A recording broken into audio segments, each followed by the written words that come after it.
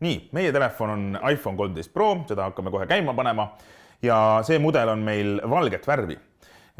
Neid on erinevas värvitoonis, aga meie telefoni küljed ja tagumised osad on tõesti valged. Igaüks saab endale sobiva välja valida, mis värvi tema eelistab. Telefoni esiosa on aga alati must, sest et siin on ekraan ja kui sõrmega seda katsuda, siis on täitsa tundagi, et see kogu esiosa on klaasist.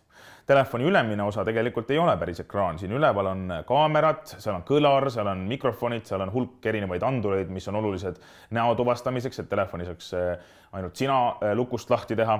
Aga seda ei ole tunda, sest et need kõik on klaasi all.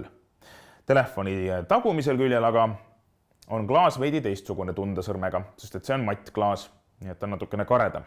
Aga telefoni keskel on üks väike siledam ala, seal on Apple'i logo, mis kujutab siis ära hammustatud õuna.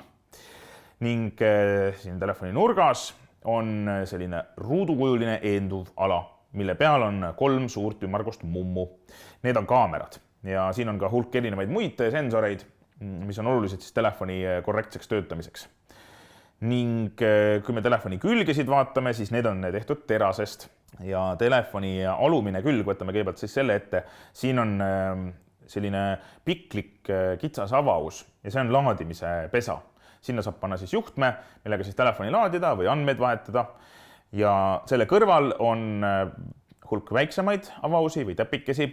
Nende sees on kõlarid ja mikrofonid ja teised andurid, mis taas telefoni töötamiseks olulised on.